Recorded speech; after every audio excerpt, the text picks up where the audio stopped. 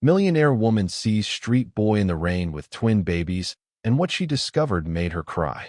In the midst of a freezing night in New York, where the lights never go out but the loneliness of some lives goes unnoticed, an unexpected scene made the heart of a powerful woman tremble in a way that no millionaire business has ever managed.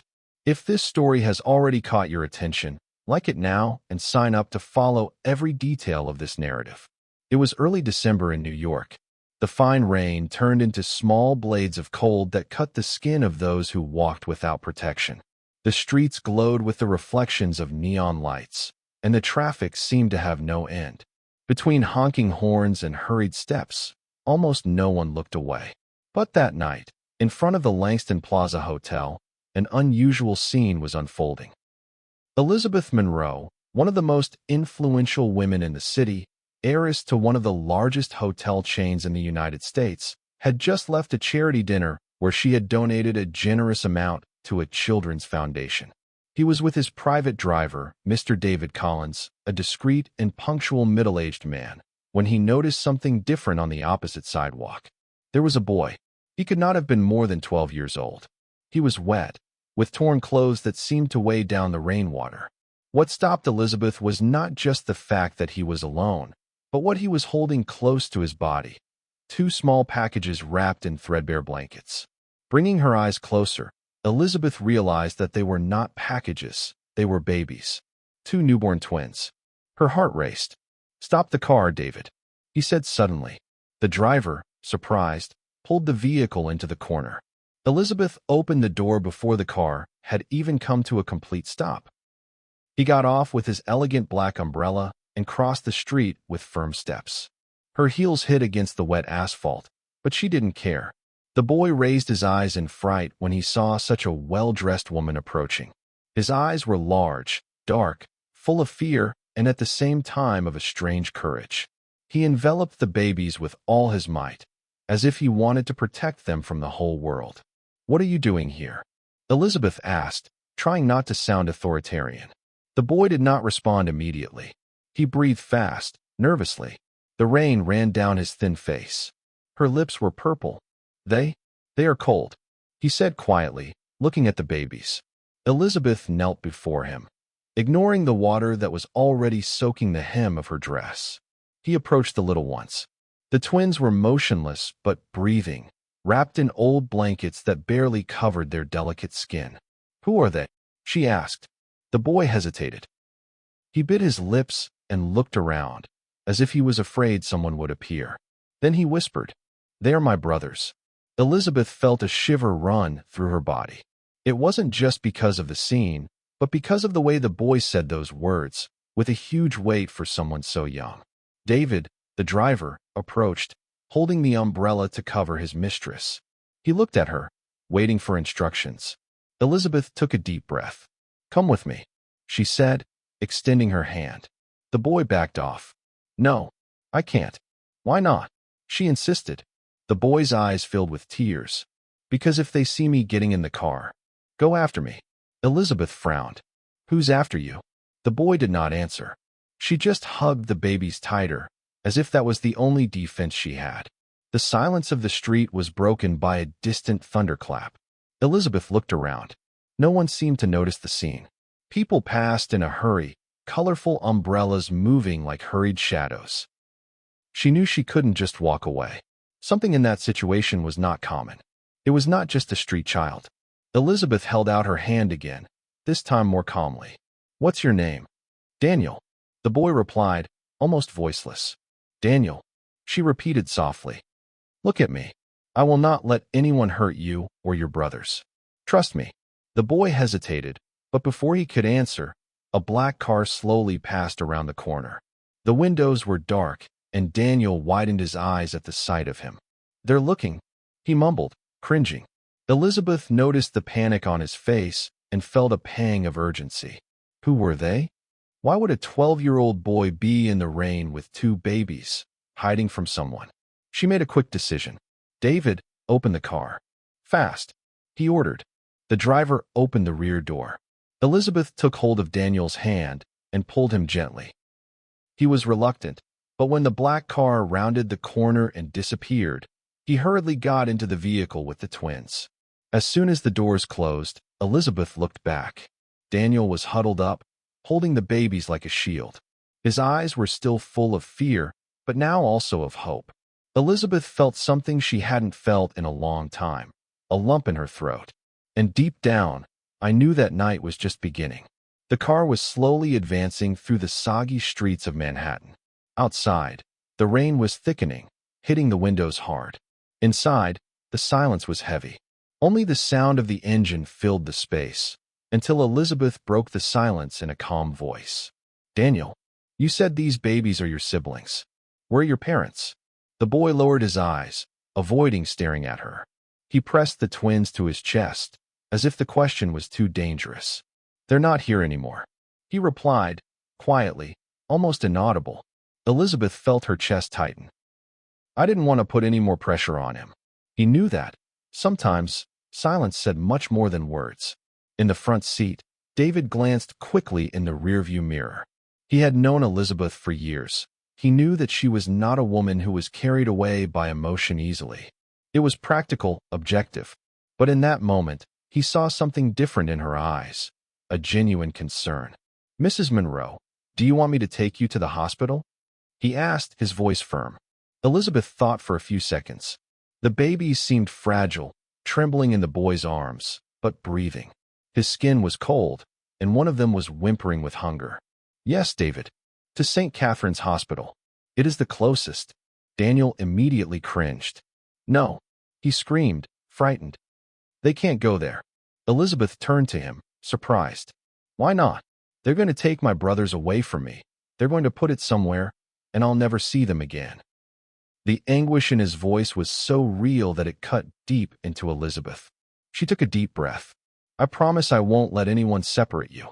But they need to be examined. They are cold. They are hungry. You want them to be okay, don't you?" Daniel hesitated. His eyes watered. For a moment, it seemed to be weighing between confidence and fear. Finally, he whispered, "I do." Elizabeth nodded. "Then trust me." The car headed towards the hospital. Elizabeth took off the wool coat she was wearing, an expensive Italian piece, and wrapped the twins, covering them better. Daniel watched her, still suspicious, but he couldn't resist. Shortly thereafter, they arrived at St. Catherine's, a stately fronted hospital on the Upper East Side. Elizabeth went downstairs first, asking David to help the boy. As they entered, the warmth of the reception contrasted with the cold of the street. A nurse ran up to them upon seeing the babies. "What happened?" he asked, already extending his arms. Daniel walked away immediately, holding the little ones tighter. "Calm down," Elizabeth said, standing beside him. "They need help, but he won't let go of them if he doesn't trust them." The nurse nodded and signaled for them to be taken to a reserved room. Minutes later, a young doctor, Dr. Michael Harris, approached. "Mrs. Monroe?" he asked, recognizing her. Elizabeth nodded. "They need immediate care. Mild hypothermia, signs of malnutrition. Let's take care of it right now." Daniel didn't want to let go of the brothers, but Elizabeth gently held his hand. "I'll keep them. I promise," he said. The boy looked into her eyes, and for the first time seemed to believe it. She handed the babies to the doctors, with a look of mixed pain and hope. The next few minutes were long. Daniel sat in a chair, his hands shaking, his eyes fixed on the door of the room where the twins had entered. Elizabeth remained by his side, silent. Finally, Dr. Harris returned. "They are stable now. They need continuous care, but they will be fine." Elizabeth sighed in relief. Daniel closed his eyes, and a tear rolled down his cheek. Elizabeth took the moment to ask one more question. "Daniel, where do you live?" He bit his lips. "Nowhere." "What do you mean?" "Since my mother, since she left, I was alone with them." Elizabeth felt a chill down her spine. "And your father?" Daniel lowered his head even more. It's not around." The way the boy spoke made it clear that there was more to the story, something he didn't want to reveal. Elizabeth was silent for a few seconds, reflecting. I couldn't just leave that boy and the babies there. Something inside her said that there was much more behind it all. Dr. Harris interrupted his thoughts. "Mrs. Monroe, we will need to register the case." Children in this situation are usually referred to social services. Before he finished, Daniel stood up abruptly. No, I can't let them take my brothers. Elizabeth stood up too, holding him by the shoulders. Calm down, Daniel. I'm here. She looked firmly at the doctor. Dr. Harris, leave it to me. I take responsibility. The doctor hesitated. He knew Elizabeth. He knew her power. Okay, but I need your written commitment. Elizabeth nodded. As she filled out the papers, she noticed that Daniel was watching her in silence.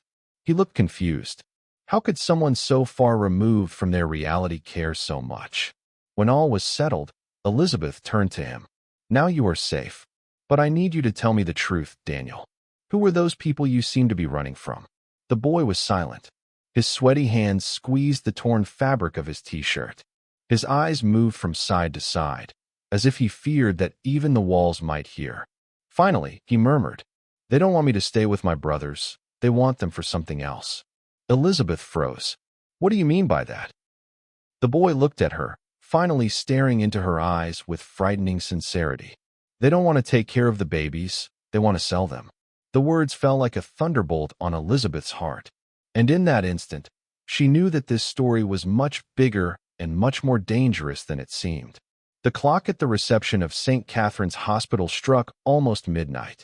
The rain had not yet ceased, and the streets outside remained dark, reflecting the distorted lights of the city. Elizabeth looked at Daniel, sitting in a corner chair, curled up, his eyes fixed on the floor. The revelation he had made moments ago still echoed in her mind. They want to sell the babies. Those words, coming from a boy of only 12 years old, had a devastating weight. Elizabeth was a woman used to dealing with millionaire figures, international contracts, and, often, cold and calculating decisions. But nothing in her life had prepared her to hear it from the mouth of a child. She took a deep breath, trying to organize her thoughts. I needed to understand better. She sat down next to him, approaching unhurriedly. Daniel, he began, in a soft tone. Who are they? The boy swallowed. He glanced quickly to the sides, making sure no one else was listening. Then he approached her and whispered, Men who say they take care of children like my brothers.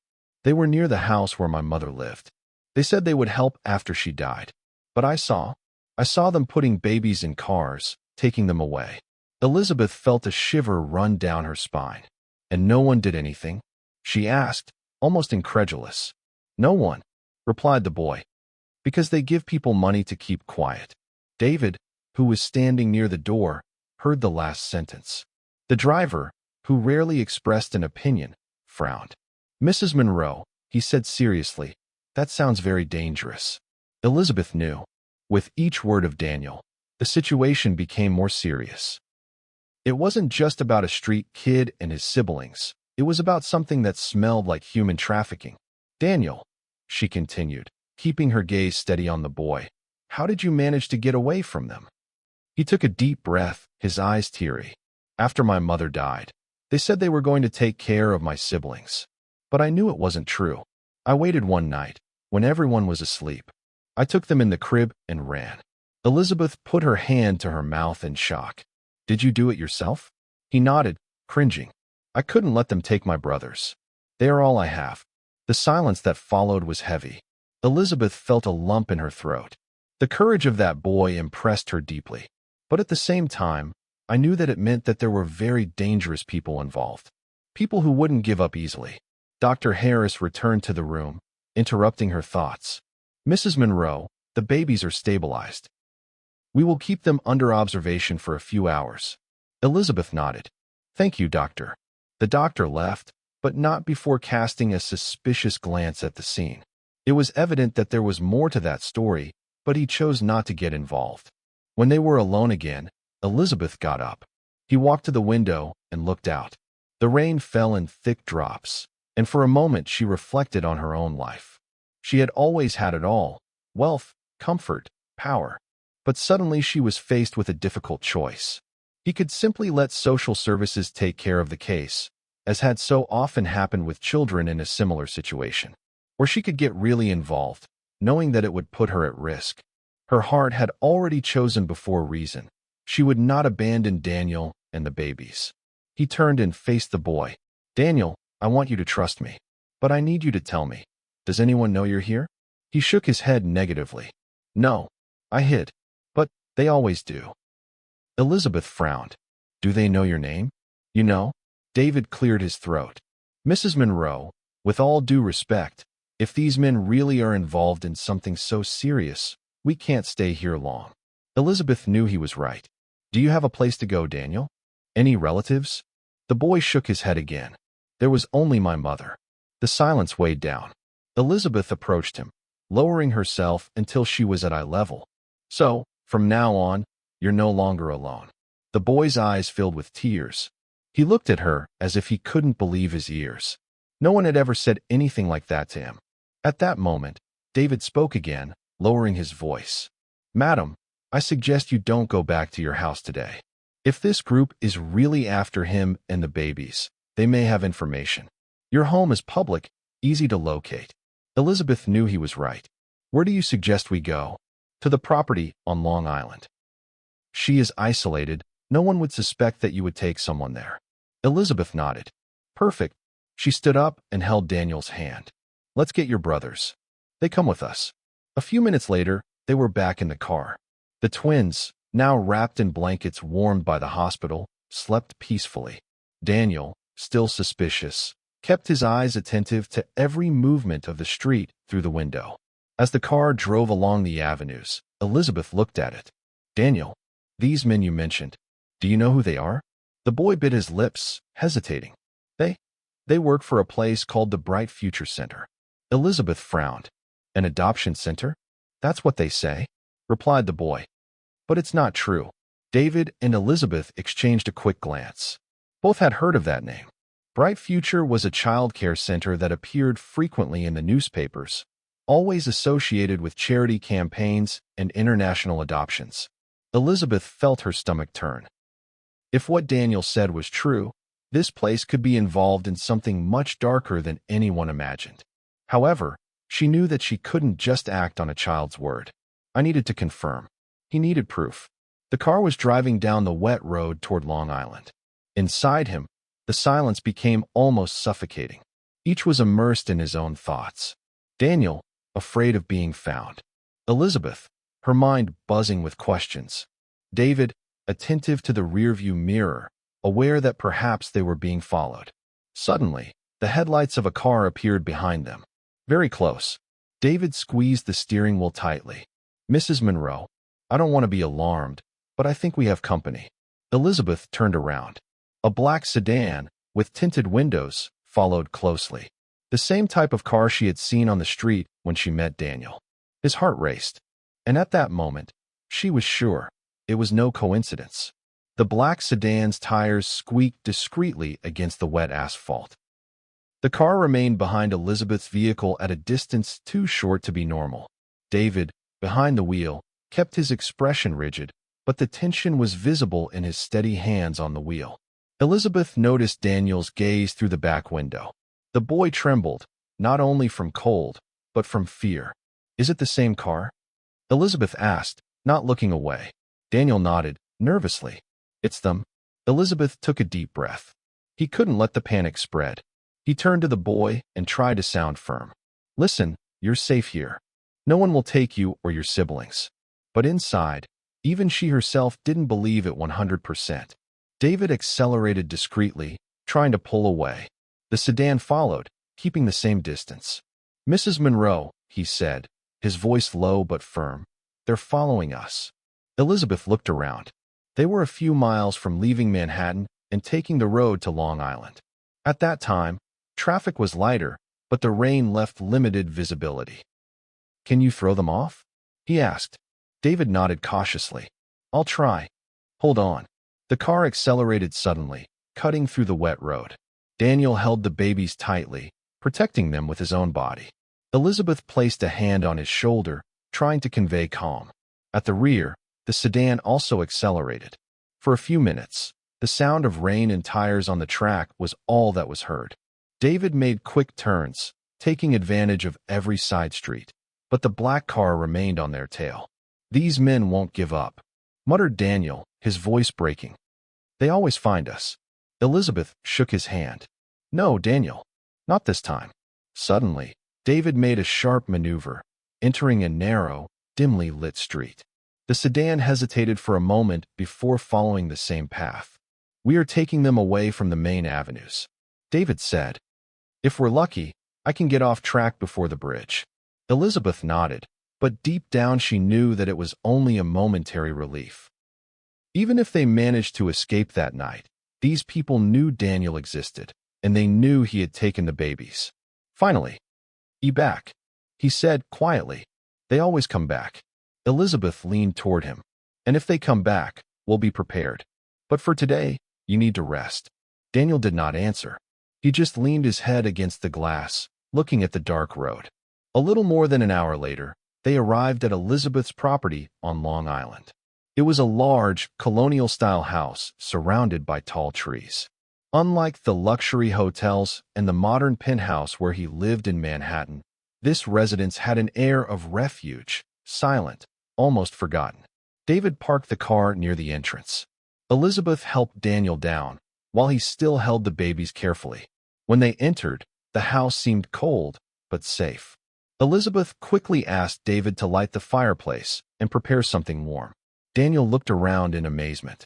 The huge room, with its elegant furniture, seemed to belong to another world, so far removed from the wet streets where she had spent the last few nights. Elizabeth watched him in silence. He knew that, at that moment, more than clean clothes or food, he needed to feel that he was in a place where no one would take away from him what he loved most, his brothers. She went to the kitchen and came back with a cup of hot milk. Here, Daniel, she said, handing it to him. It will help you calm down. The boy took the cup with both hands, still hesitant. He took a slow sip, as if he didn't believe it was really happening. Meanwhile, Elizabeth approached the twins, who slept on the sofa, wrapped in blankets. They were too small, too fragile to be going through all that. What are they called? She asked. Daniel looked at his brothers with affection. Emily and Ethan. Elizabeth smiled softly. Beautiful names. The boy made a timid gesture of agreement, but soon his countenance became serious again. Mrs. Monroe, he said, in a low voice, you shouldn't meddle with that. They are dangerous. Elizabeth sat before him, looking directly into his eyes. Daniel, when I saw you on that street, alone with your brothers, I couldn't just walk by and pretend I didn't see you. It's not about wanting to get involved or not. I'm already here. The boy's eyes watered again. It was as if, for the first time in a long time, someone had chosen to stand by him. David entered the room at that moment, bringing some towels and bedding. I tidied up the guest room. They can rest there. Elizabeth nodded. Thank you, David. The driver looked at her seriously. Madam, with all due respect, we need to decide how to deal with it. It's not safe to keep these kids here without knowing who exactly is behind them. Elizabeth sighed. I knew he was right. Tomorrow I'll make some calls. I need information about this Bright Future Center. I want to understand exactly who we are dealing with. David nodded. Daniel, upon hearing the name, cringed again. Don't say that name, he asked quietly. They always listen. Elizabeth noticed the real fear in his eyes and placed a hand on his. Here, no one will listen. Here, you are protected. That night, when at last they had all retired, Elizabeth stood alone in the living room, watching the fireside fire. The wind outside was blowing strongly, and the rain was beating against the windows, but inside the house there was a deep silence. However, her mind was in turmoil. Who exactly were these people? To what extent was Daniel's story true? And, above all, how could such a shadowy network hide behind such a respected name as the Bright Future Center? Elizabeth knew there was only one way to find out. To get into the heart of it all, whatever the cost. And deep down, she also knew that that night in New York had changed her life forever. The winter sun was shy over Long Island. The rain of the previous night had given way to a grayish, heavy sky, which seemed to carry the silence of dawn. Elizabeth got up early. He had not been able to sleep properly. In the living room, she found Daniel wrapped in a blanket on the sofa, still sleeping with the twins by his side. The boy's face was tired, but the expression of someone who had finally managed to rest without fear. Elizabeth watched for a few seconds. He felt his chest tighten. She remembered when she was a child and hid in the servants' room, trying to escape the arguments of her millionaire parents, who were always fighting over business and money. Perhaps because of this, seeing that boy fighting for his brothers awakened in her something much deeper than simple compassion. David crept discreetly into the room, carrying a tray of coffee. "Did you sleep anything?" he asked. Elizabeth shook her head. "Little." The driver put down the tray and was silent for a few seconds, until he got the courage to say, "Mrs. Monroe, don't take it the wrong way, but getting involved with it can be dangerous. People like that don't like to lose." Elizabeth took a deep breath. "I know, David, but I can't turn my back." He nodded, respectfully. He knew that when Elizabeth made a decision, it was almost impossible to change her mind. After breakfast, she went upstairs to the home office. He picked up his landline and dialed an old number, Margaret Lee, an investigative journalist for the New York Herald. Margaret was known for not being afraid to expose powerful organizations. Elizabeth knew that if anyone could help her uncover the truth about the Bright Future Center, it would be her. "Hello," answered the journalist's firm voice. "Margaret, it's Elizabeth Monroe. I need to talk to you. Urgent." There was a brief pause on the other end of the line. "Elizabeth, what does a Monroe want with a reporter like me?" Margaret said wryly. "I don't have time for ironies. I need information about a place called Bright Future Center." The silence on the other side lasted a few seconds. When Margaret spoke again, her voice was more serious. "Elizabeth, I don't know how you got this name, but it's not a good way to go. I need to know." Elizabeth insisted. "There are children at risk." Margaret took a deep breath. "All I've gotten about them to date are rumors. Apparently, it is a well-respected adoption center with branches in 3 states. But there are strange records, disappearances, adoptions that were never officially finalized, millionaire donations without clear tracking." Elizabeth pressed the phone to her ear. "Do you have proof?" "Not yet, but I heard stories of families who never saw their children again after temporarily leaving them in their care." Elizabeth's heart raced. "Can you send me everything you have?" "I can, but care. They have big people behind them. I've tried to publish some things and received direct orders to shelve it." Elizabeth thanked her and hung up. He stared at the fireplace in his office, reflecting. The Bright Future name seemed to shine through at all social events, sponsoring fundraisers and charity dinners. She herself had been to events supported by them. He had never suspected anything. But now, looking through the lens of Daniel's story, everything seemed bleak. At noon, Elizabeth went to the kitchen, where Daniel was trying to feed Emily and Ethan a makeshift bottle that the hospital nurses had prepared. He looked exhausted but determined. Elizabeth sat down to the side. "Daniel, I need you to tell me more about when you met these men. Where exactly were they?" The boy hesitated. He looked at his brothers and then at her. "They showed up right after my mother died. They said they could help, that I couldn't take care of the babies alone." "How many were there?" "3.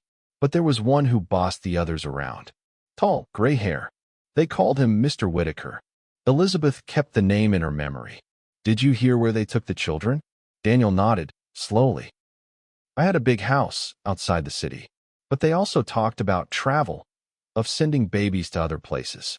Elizabeth felt a shiver. "And no one ever suspected?" "They give people money. They even pay police officers." The boy said this with such conviction that Elizabeth realized it was not a fabrication. He had seen it. That afternoon, Elizabeth decided to leave discreetly. She asked David to stay in the house to take care of the children and went alone to Manhattan. She drove it herself, in a spare car that she rarely used, so as not to attract attention. On the way, his thoughts were a whirlwind.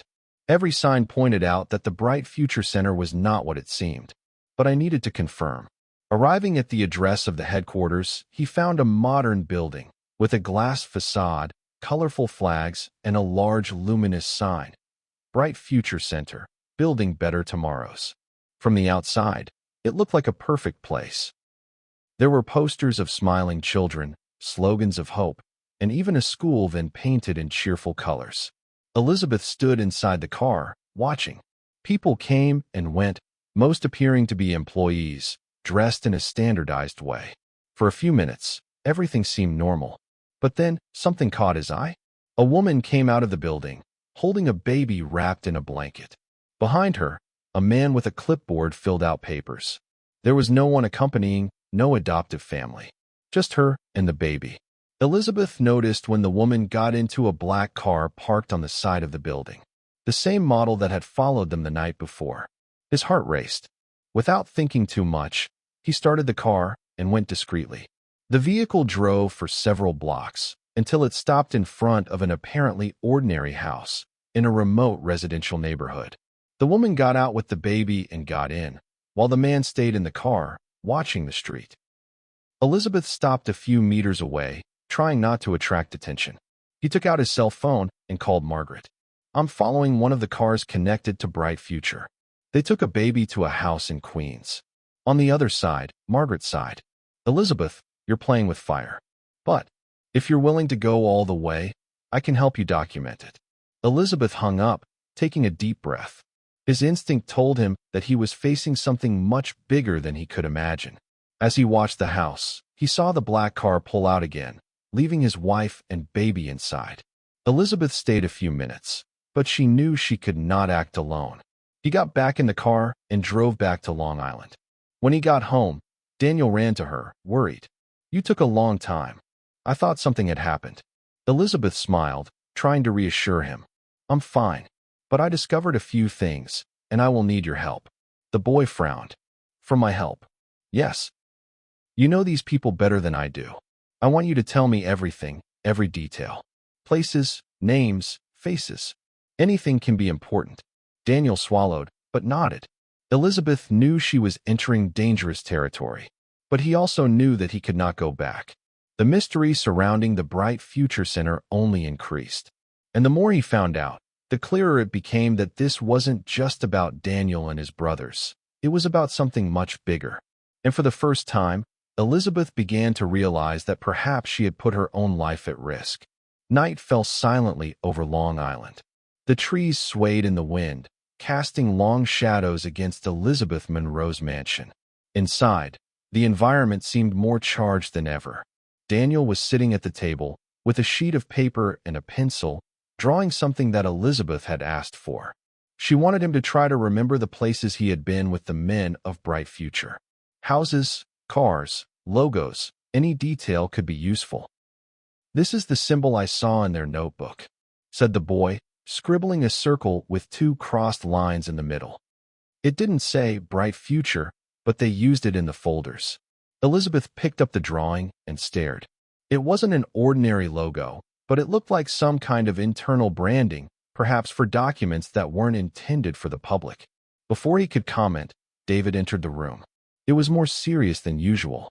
Mrs. Monroe, forgive the intrusion, but today, while shopping for the house, I noticed that there was a car following me. Elizabeth immediately looked up. What was it like? Black. Dark windows.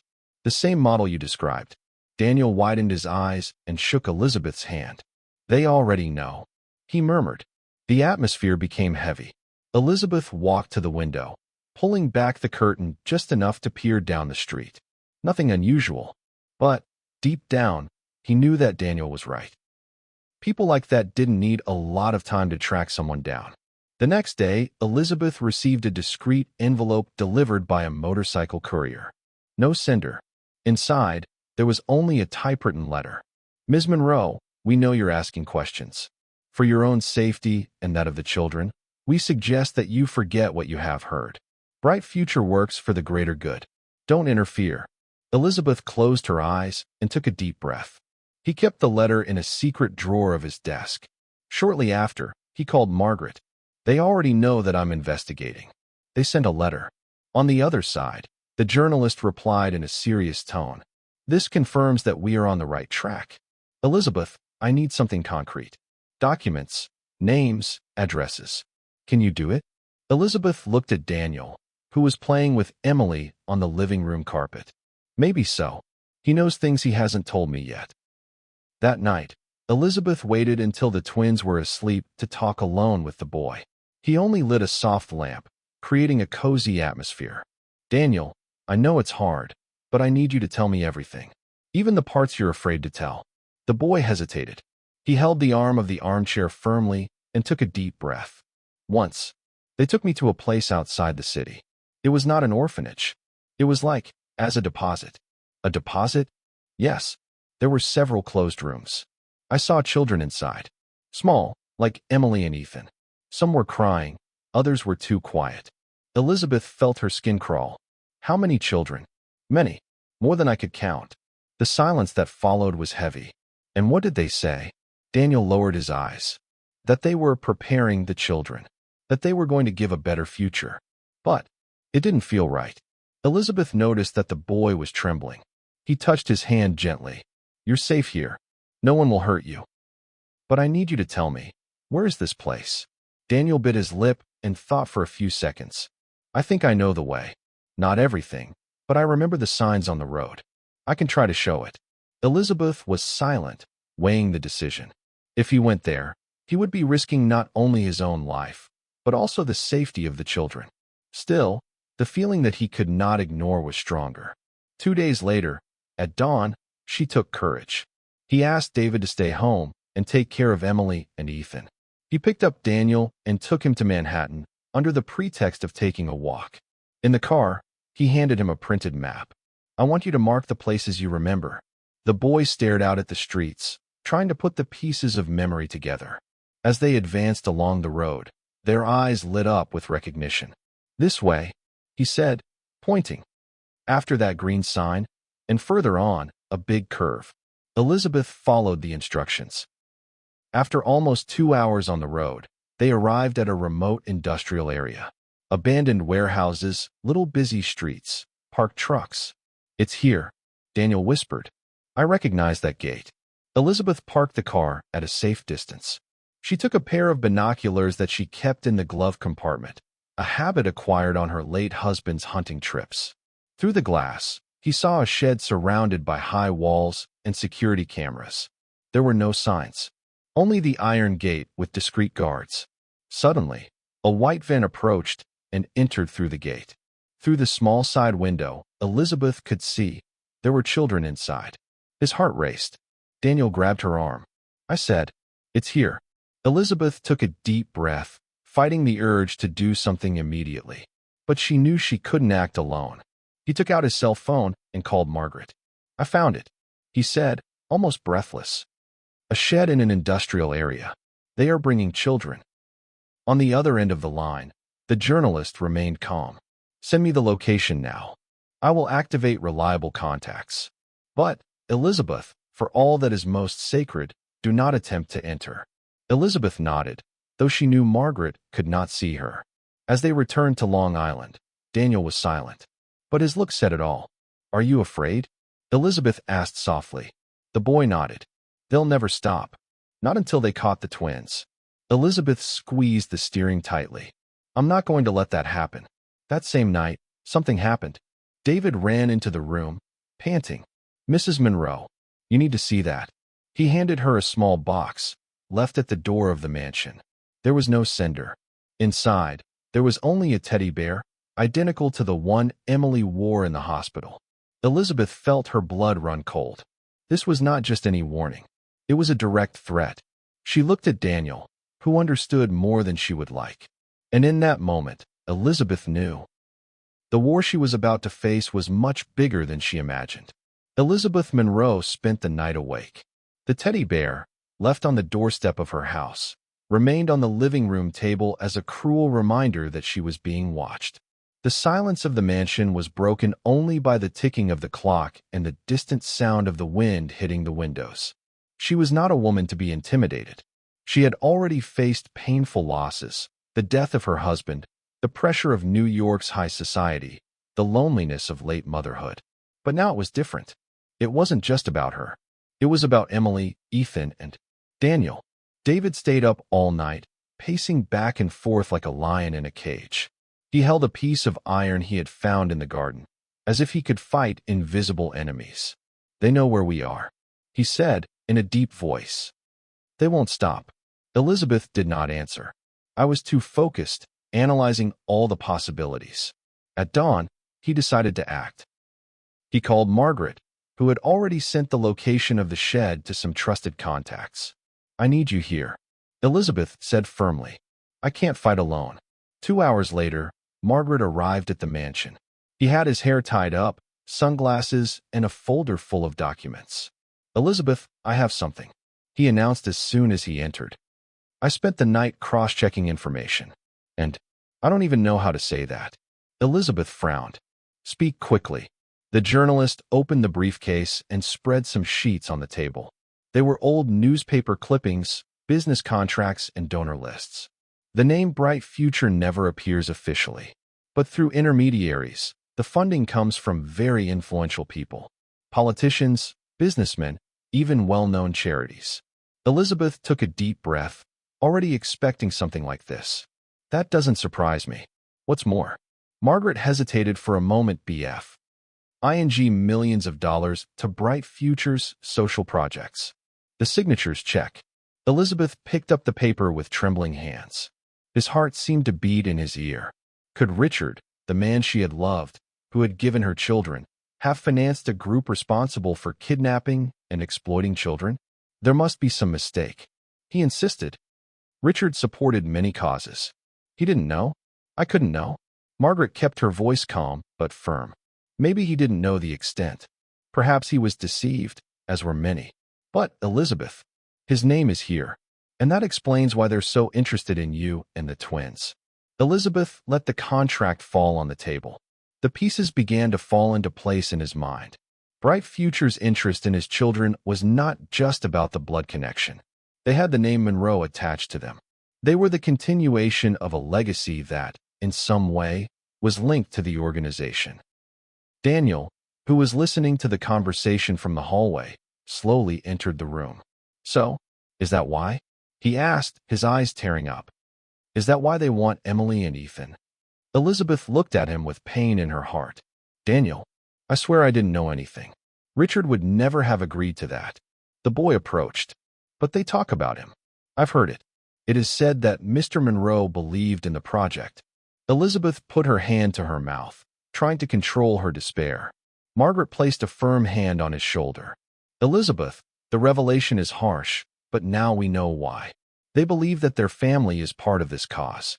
That's why they won't give up." David, who had been silent until then, burst out. "So it means we're in the middle of this because of something your husband did in the past," he said, in a harsher tone than he intended. "And that these children are at risk because they carry the surname Monroe." Elizabeth stood up, staring at him firmly. "It doesn't matter what Richard did or didn't do. I will protect my children, and I'm going to expose these monsters, even if it costs your life," David countered. She didn't hesitate. Yes.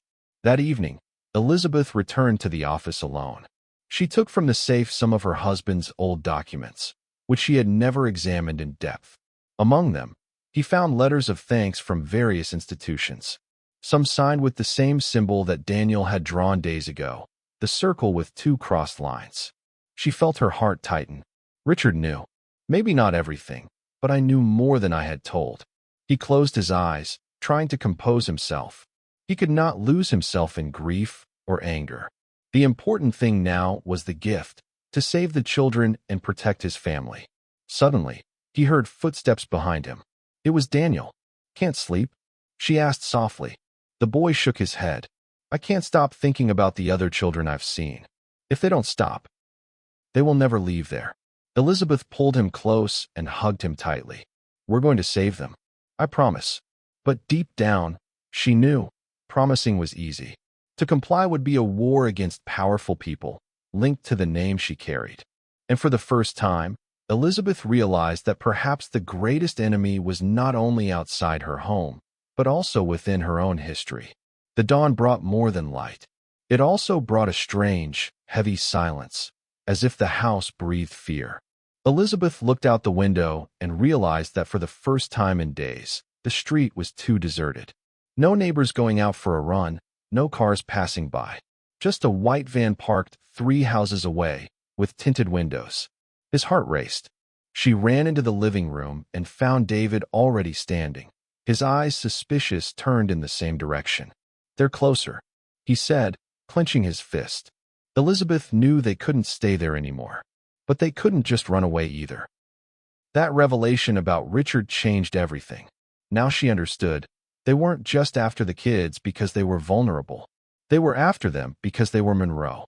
The legacy that Richard had left, even unintentionally, had made them a target. Margaret appeared soon after, exhausted but with her mind still sharp. I made a few more calls. We have two paths.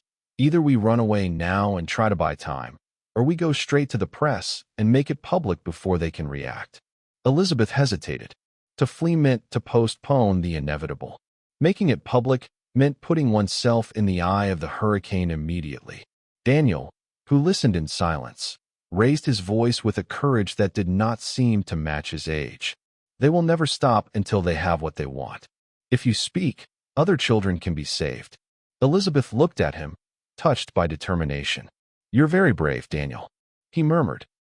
But that will also put you in danger. The boy just lowered his head. I've been in danger since the day they took me. In the middle of that discussion, the doorbell rang.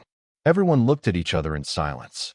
David walked to the door, picked up the iron he used as a makeshift weapon, and motioned for everyone to stand behind. When he opened a crack, there was no one. Just an envelope left on the floor. David took the envelope and took it to the table. Inside, there was a single folded sheet. Elizabeth opened it and read aloud. Stop now. Last warning. Children don't have to suffer if you collaborate. The signature was just the symbol of the circle with the two lines. Margaret took a deep breath. That means they know exactly what we're doing. They are feeling the pressure. David slammed his hand on the table. Then it's time to fight back. Elizabeth sat up, trying to think clearly. He knew that every step would have consequences. Margaret, if I talk to the press, do you guarantee that they will publish? That they will not be bought by these people's money? The journalist looked at her firmly. I guarantee it. But you need to understand, when this story comes out, there will be no turning back. His name, Richard's name, his children, all will be exposed. Elizabeth closed her eyes for a moment. His mind went back to when Richard was still alive. The parties, the speeches about philanthropy, the pride he had in supporting social causes. Did he know, deep down, that he was financing something shady? Or had he been manipulated? She took a deep breath and decided. If I stay silent, they win. If I run away, they win. The only way to fight is to expose the truth. Margaret nodded. Then let's do it. Hours later, Elizabeth was in front of a camera. There was no audience, just Margaret, David, the children, and a trusted cameraman. But the pressure was overwhelming. She began to speak in a trembling voice, but soon found firmness. My name is Elizabeth Monroe. For years, I lived believing that my husband, Richard Monroe, was a man who dedicated his fortune to social causes. Today I found out that part of these funds was diverted to finance a criminal organization called Bright Future. They kidnap and exploit children under the guise of charity. And now, are after my children. The words echoed in the silence of the room. Margaret smiled discreetly. I knew that testimony had weight. I want everyone to know, Elizabeth continued, staring at the camera, that I will not be silent. And that if something happens to me or my children, it is because we are being persecuted by those who hide behind masks of kindness. When he finished, David turned off the camera. They're going to go crazy when this airs. Margaret kept the memory card as if it were a treasure. I'll send it to my newsroom immediately. If they try to silence me, I have already left copies with colleagues in other countries. Elizabeth took a deep breath. For the first time in days, he felt a glimmer of hope. But the feeling was short-lived. Shortly after lunch, the lights in the house were flashing nonstop. The cell phone signal disappeared, and the white van that was parked in the morning was now in front of his driveway. David ran to lock doors and windows. Elizabeth took Emily and Ethan in her arms, while Daniel stood firmly by her side. Outside, 3 men dressed in black got out of the van. They had no weapons showing, but the way they walked made it clear that they were not there to talk. Elizabeth looked at David, her heart racing. They came to get what they believed to be theirs. David held the iron tighter. Then you'll have to fight. Elizabeth's breath was caught in her throat. Every second seemed like a stroke of fate. Every step of the men outside echoed like a sentence. Emily cried softly against her shoulder, Ethan clinging to her arm with almost painful force. David, standing before the door, held the makeshift iron as if it were a sword. Daniel stood next to him, his fists clenched, as if the mere presence could strengthen the defense. Margaret whispered, trembling, "We have no chance of resisting if they enter. We need to leave now." David looked at her, his eyes sparkling. "Flee where? They have already surrounded the house." Elizabeth closed her eyes for a moment, trying to think. It was then that he remembered. There was an exit in the back, used for service deliveries, almost always locked. But there was still a chance. "By the kitchen," she said firmly. "Let's go through the service door." The men outside were already nearby. One of them knocked the main door, so hard that the walls shook. "Open it, Mrs. Monroe." The voice was firm, almost official. "We don't want to hurt anyone. We just need to talk." Elizabeth felt the lie in those words. David motioned for everyone to go to the kitchen. With quick, silent steps, they walked through the house, while the sound of the iron of the door being broken through the room echoed through the room. "Quick," he whispered. Margaret pulled Daniel by the arm, while Elizabeth carried the two little ones. Arriving at the service door, David turned the handle. It was stuck. He punched the lock. Damn! The noises behind them intensified. The main door finally gave way, and the heavy footsteps of the invaders echoed down the hallway. Elizabeth felt the panic rise, but David, on an impulse, gave a dry kick. The lock broke, and the door slammed open with a painful creak. "Let's go," he shouted. They ran to the backyard, crossing the lawn soaked by the automatic watering of the morning. Elizabeth barely felt the ground beneath her feet. "I just wanted distance." Behind them, voices shouted. "They're running away through the back." David pushed everyone towards the small side gate, which led to an almost hidden alley. He managed to open it, and everyone passed, one after the other. The alley was dark, damp, and smelled of garbage, but at that moment it was the only salvation. Elizabeth panted, holding the children, when she heard the quick footsteps behind them. David turned and closed the gate tightly, pushing a piece of rusty iron between the bars to lock. "This will delay them a few seconds. Run." They ran down the alley, not looking back. Elizabeth's heart felt like it was going to explode. Emily was crying. Ethan was sobbing, and even Daniel was breathing heavily. Margaret, even tired, stood firm, guiding them. Suddenly, a shadow appeared in front of them. A fourth man, who was clearly waiting for them. Elizabeth stopped, paralyzed. The man raised his hand slowly, showing that he had no weapons. "Mrs. Monroe, no one needs to get hurt. Come with me, and it all ends." David moved forward, placing himself between them and the shadowy figure. "If you want to touch any of them, you'll pass me first." The man smiled, cold. "You have no idea who you're facing." David did not answer. He went up. The shock was brutal. David hit him with a punch, the man retaliated with a kick, and the sound of the impact echoed through the alley. Elizabeth shouted, "Run!" Margaret pulled the children and started running down the side. Elizabeth followed, heartbroken to leave David behind, but knowing it was the only way to save her children. Behind them, there were blows, screams, and the metallic sound of something falling to the ground. "Come on, quick," Margaret insisted. After a few meters, they reached a busy secondary street, with cars passing by. The sensation of seeing ordinary people, oblivious to the terror they were experiencing, brought Elizabeth a spark of hope. She ran to the curb, almost screaming, "Help! Please someone help us." A car braked. It was a taxi. The driver, confused, opened the window. "What's going on?" Elizabeth opened the door without asking permission and put Emily and Ethan in the back seat. "Drive. Now." Margaret and Daniel entered soon after. The driver hesitated, looking back, where noises could still be heard from the alley. And man, Elizabeth, teary-eyed, pleaded, "Drive." The car took off hard. In the rearview mirror, Elizabeth saw David emerge from the alley, limping but still standing. He ran after the taxi, trying to catch up. Behind him, the men in black appeared, furious. Elizabeth shouted to the driver, "Stop. It is with him that we need to be." The taxi braked, and David got into the front seat, bloodied but alive. "Go downtown," he ordered. The more people around, the more difficult it will be for them to act. The driver, frightened, obeyed. As the car blended into the chaotic traffic, Elizabeth hugged her children tightly, tears streaming down her face. They had narrowly escaped, but I knew that bright future would not stop. The taxi was advancing through Dubai's heavy traffic. The city pulsated in lights and movement, indifferent to the drama that unfolded inside the car. Elizabeth held Emily and Ethan in her lap, while Margaret kept Daniel close to her, trying to calm him down. David, in the front seat, was breathing hard, his face scarred by scratches and blood. The driver looked at them in the rearview mirror, visibly nervous. "You are in danger. But who are these men?" David clenched his fist with restrained anger. "They are not just men. They are bright future." Elizabeth swallowed.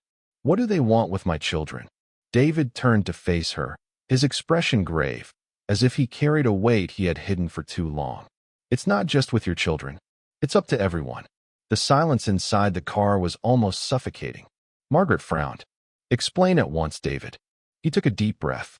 Bright Future is a group made up of businessmen and doctors. They infiltrated hospitals and charities. On the outside, they say they help children. But, inside, they use some of them in illegal experiments, with the excuse of improving the health of the future. His voice trembled with indignation. "Your husband, Elizabeth. I didn't know it, but I was financing part of it without realizing it." Elizabeth put her hand to her mouth in horror. "My God. So that was it, the beggar." David nodded. "He was probably someone who discovered it and tried to warn it. That's why he was being hunted." Margaret, pale, murmured. "And the children they've already." David didn't let it end. "That's why we can't let them take Emily, Ethan, and Daniel." Elizabeth hugged her children tighter, tears flowing. The beggar's warning now made sense like a blade cutting through his soul. The taxi suddenly stopped in front of a large illuminated building. "This is the central station," the driver said. "Always full of people, always cameras. You will be safer here." They hurriedly descended. But as soon as they set foot on the sidewalk, two black cars appeared, braking sharply. Men in suits descended, blocking the entrance. Elizabeth felt her heart freeze. "They found us." David moved forward, rising despite the pain. "Stay behind me." One of the men, older, approached calmly. The impeccable suit, the cold look. "Mrs. Monroe, you don't have to run away. Your children will have a bright future with us." He smiled. "What we do is for the good of humanity." Elizabeth burst into screams, overcome with fury. "Do you call it the good of humanity to separate children from their mothers? Turn them into guinea pigs?" The man raised his eyebrows, still calm. "Sacrifices are necessary." It was at that moment that something happened. A siren sounded, and dozens of blue lights reflected on the glass of the building. Police cars surrounded the place. Armed men descended, pointing to Bright Future. The leader lost his temper for the first time. "What's that?" David, panting, smiled, still bloodied. "I didn't just fight. I also sent evidence." Elizabeth and Margaret looked at each other in surprise. David explained quickly, without taking his eyes off the enemies. "For months I had been collecting information about them. Videos, documents, everything. And before we went home, I sent copies to my contacts in the police. They were just waiting for the right moment." The men of Bright Future tried to fight back, but were quickly overwhelmed by the police. Handcuffs snapped in the tense silence of the night. Elizabeth, still trembling, fell to her knees, embracing her children. Emily whispered softly, "Mom, just..." Elizabeth stroked her hair, crying, "Yes, my love, just." A few hours later, at dawn, everyone was safe, sheltered in a protected police station. The sun rose from behind the skyscrapers, painting Dubai gold. Elizabeth looked out of the window and felt, for the first time in a long time, that she could breathe. David, with bandages on his face, approached. "They're not coming back. The evidence is irrefutable." Elizabeth nodded, silent tears falling. "I just wanted to protect my children. And I ended up discovering a hell that was under our feet." Margaret put her hand on hers. "And saved many other children too." Elizabeth looked at her children, asleep on the sofa at the police station, and felt her heart fill with strength. The beggar's warning echoed in his mind. Don't come in, they'll poison you. He had given his life to warn her. Now, at last, the truth was out, and the Monroes were free.